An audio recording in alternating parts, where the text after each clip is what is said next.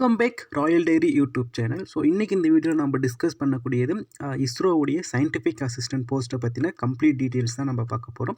So இந்த scientific assistant போஸ்ட்டை பொறுத்த வரைக்கும் பார்த்திங்கன்னா உங்களுக்கு வந்து ப்ரொவைட் பண்ணக்கூடிய பே லெவல் பார்த்திங்கன்னா உங்களுக்கு வந்து 7 வந்து ப்ரொவைட் பண்ணுறாங்க. ஸோ 44,000லேருந்து நீங்கள் 1,42,000 வரைக்குமே உங்களுக்கு வந்து நீங்கள் ஏர்ன் பண்ணலாம். இது வந்து based on the performance and ப்ரொமோஷன்ஸில் எல்லாமே இருக்குது.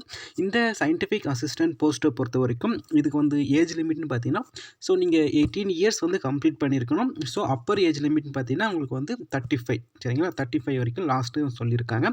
ஸோ எலிஜிபிலிட்டியை பொறுத்த வரைக்கும் பார்த்தீங்கன்னா நீங்கள் வந்து சயின்ஸு, டெக்னாலஜி, இன்ஜினியரிங்கில் எனி பேச்சுலர் டிகிரி வந்து நீங்கள் பிஎஸ்சி முடிச்சிருந்தீங்கன்னா எலிஜிபிள். ஸோ இந்த பிஎஸ்சி டிகிரியில் பார்த்தீங்கன்னா உங்களுக்கு வந்து வேரியஸ் டிசிப்ளின்ஸ் இருக்குது இல்லைங்களா. லைக் வந்து ஃபிசிக்ஸ் இருக்குது, chemistry, maths, biotechnology, oceans technology, இந்த மாதிரி நிறைய இருக்குது.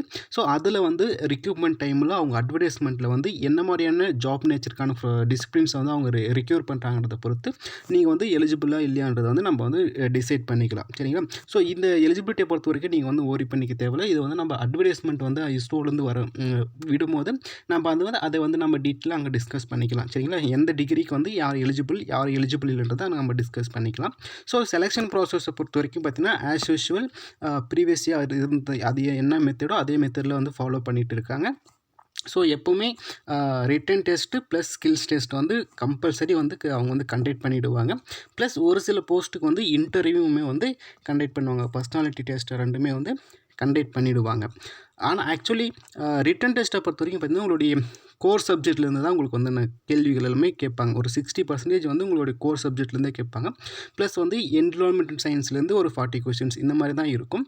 ஸோ இதில் உடைய கெரியர் ப்ராஸ்பெக்டை பொறுத்த வரைக்கும் பார்த்தீங்கன்னா உங்களுக்கு வந்து நீங்கள் வந்து சயின்டிஃபிக் அசிஸ்டன்ட் போஸ்ட்டில் வந்து நீங்கள் ஒர்க் பண்ணுறீங்க, இஸ்ரோவில் வந்து ஜாயின் பண்ணி ஒர்க் பண்ணிட்டு இருக்கீங்கன்னா ஸோ நீங்கள் வந்து ரிட்டையர்ட் ஆகும்போதும் சரி, இல்லை நீங்கள் ப்ரொமோஷனில் வந்து எந்த பொசிஷனில் ஒர்க் பண்ணுவீங்கன்னு பார்த்தீங்கன்னா scientific officer. So scientific officer எஸ்ஜின்ற ஒரு கேட்டகரியில் வந்து நீங்கள் ஒர்க் பண்ணுவீங்க. ஸோ அப்போ உங்களுடைய பே லெவல் என்ன இருக்குன்னா 13A.